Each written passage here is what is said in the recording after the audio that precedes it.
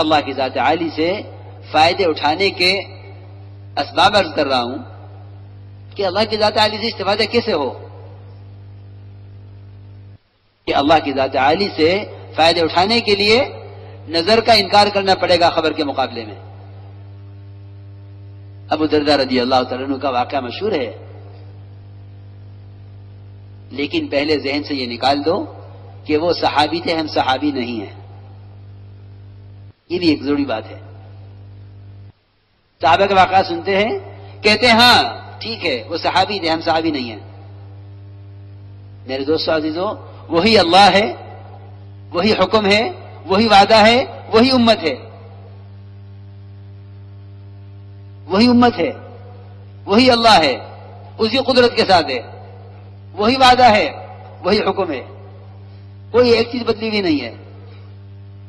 صرف بات اتنی ہے کہ اللہ کے ساتھ گمان ٹھیک نہیں ہے، اور اللہ تعالیٰ اپنے بندے کے گمان کے ساتھ ہے۔ ایک آیا، دوسرا آیا، تیسرا آیا، 3 آدمی آنکھوں سے دیکھ کر کہہ رہے ہیں کہ ابو درداء آپ کا مکان جل رہا ہے، ہم دیکھ کر آئے ہیں۔ ابو درداء چڑھے ہوئے ہیں کہ یہ کیسے ہو سکتا ہے، یہ کیسے ممکن ہے کہ مجھے دعا سکھلا دی گئی ہے، ادھر اللہ مجھے دعا سکھلا دے اور وعدہ کر لیں کہ تم پر کوئی مصیبت نہیں آئے گی، صبح پڑھ لو گے اور شام کو پڑھ لو گے، صبح تو کوئی مصیبت نہیں آئے گی۔ یہ کیسے ممکن ہے کہ ادھر مجھے دعا سکھلا کر مجھ سے وعدہ کر رہے ہیں اور ادھر میرا گھر جلا رہے ہیں؟ یہ اللہ تعالیٰ تو وعدے خلاف نہیں ہے۔ ابو درداء رضی اللہ تعالیٰ عنہ کا یہ یقین، اللہ کے ساتھ گمان ٹھیک کرنا۔ چوتھا آدمی آیا کہ ہاں ابو درداء آگ لگی ہے، تمہارے گھر، پورا گھر تمہارا آگ کی لپیٹ میں آیا، لیکن پڑوس کا گھر جلے ہیں، تمہارا گھر بچ گیا ہے۔ میرے دوستو عزیزو، میں عرض کر رہا ہوں کہ نظر خبر کا مقابلہ ہوگا۔ نظر کی تکذیب کرو خبر کے مقابلے میں، نظر کی تکذیب کرو خبر کے مقابلے میں، مخلوق کا انکار کرو خالق کے مقابلے میں۔ یہ ہے خالق سے استفادے کا طریقہ۔ اللہ تعالی ایسا انکار کرنے والوں پر ایک ایسا وقت لانے والے ہیں، ایک ایسا وقت لانے والے ہیں کہ جس میں ان کا سچا اور جھوٹا ہونا کھل جائے گا۔ ہم پر تو یہ وقت صبح شام آتا ہے، ہم پر تو یہ وقت صبح شام آتا ہے۔ دعویٰ ہے کہ ایمان والے ہیں، ان کا ایمان، ان کا دین جس قدم پر چاہو خرید لو،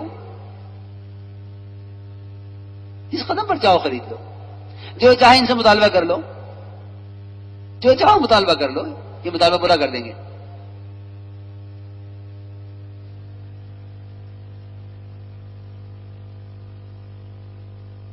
مسلمان اگر اس کا خیال یہ ہے کہ مجھے جس ماحول میں رہنا ہے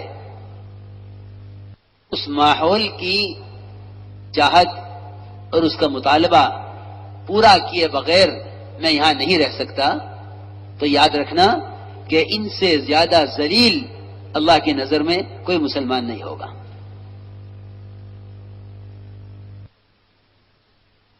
اس لیے کہ جو قوم باطل سے دین کے بارے میں سمجھوتا کر لے گی، اللہ تعالیٰ ان پر ذلت ایسی مسلط کر دیں گے کہ جب تک یہ پوری طرح زندگی کو بدل کر توبہ نہیں کریں گے، اللہ ان کو ذلتوں سے نکالیں گے نہیں۔ ایک ذلت ہوگی، اگر وہ ٹل گئی تو دوسری آئے گی۔ معمولی بات نہیں ہے۔ دین کے بارے میں سمجھوتا، میں عرض کر چکا شروع میں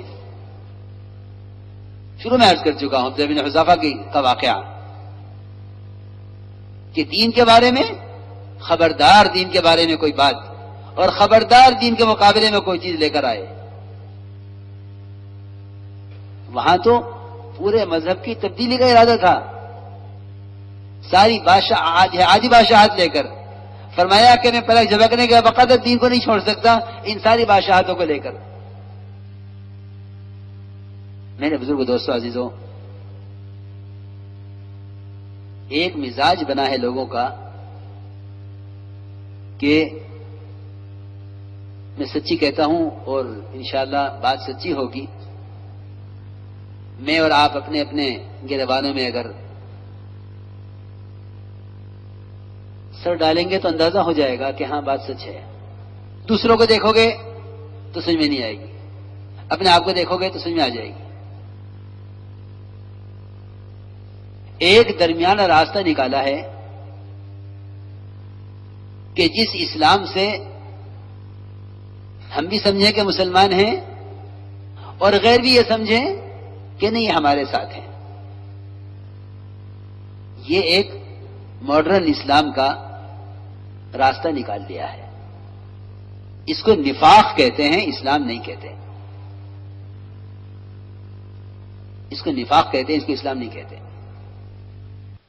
اللہ تعالیٰ نے منافقین کا قرآن میں حال ہی بیان کیا ہے، وَمِنَ النَّاسِ مَن يَعْبُدُ اللَّهَ عَلَىٰ حَرْفٍ، کہ ایسے بھی لوگ ہیں جو کفر و اسلام کے بارڈر پر چلیں گے، سمجھتے ہیں کہ داڑھی، عمامہ، سنت لباس یہ تو اصل میں دوسری قسم کے مسلمان ہیں، یہ ذرا اونچے درجے کے مسلمان ہیں، ہم ذرا نیچے درجے کے مسلمان ہیں۔ حالانکہ سنت ایک ایسا حلیہ ہے کہ جس کے بغیر نہ کسی کو مسلمان کہا جا سکتا ہے اور نہ کوئی اپنے آپ کو مسلمان کہہ سکتا ہے، نہ کسی کو مسلمان کہا جا سکتا ہے اور نہ کوئی اپنے آپ کو مسلمان کہہ سکتا ہے۔ بات سخت اس لیے لگتی ہے لوگوں کو کہ احساس اور شعور ختم ہو چکا ہے۔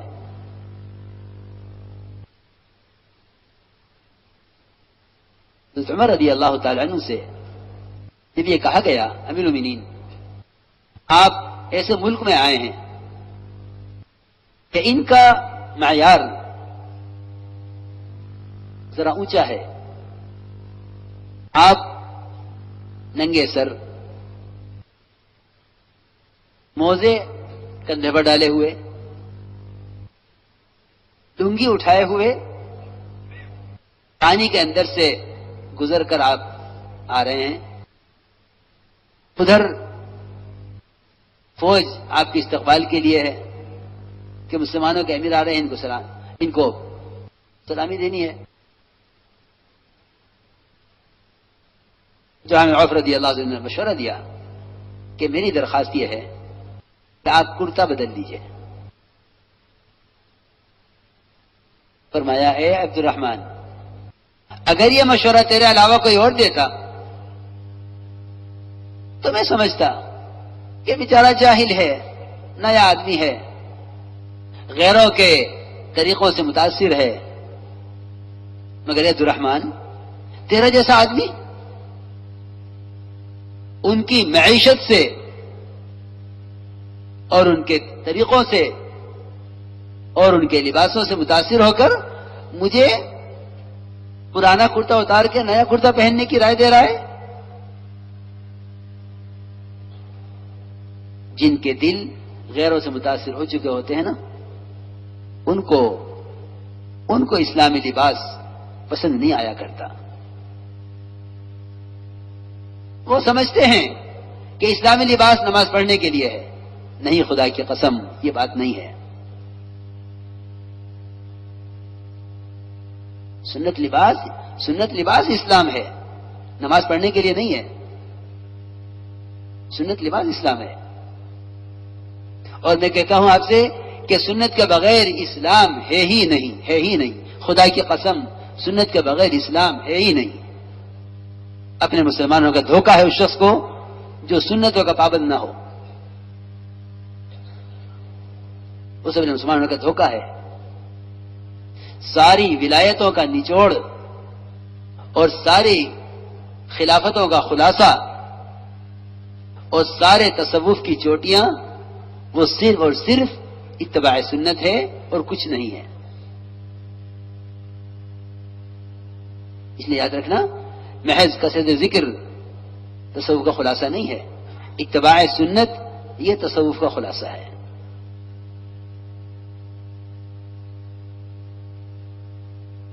تو میں عرض کر رہا تھا کہ عمر رضی اللہ تعالیٰ عنہ کو کرتا بدلنے کی رائے دیتی تھی، یہ چیزیں سمجھ گئے کہ نا ہمارے ساتھی وہ غیروں کی معیشت سے متاثر ہو گئے ہیں. آگے بڑھے امیر المومنین یہ گھوڑا لے کر آئے ہیں، ترکی گھوڑا.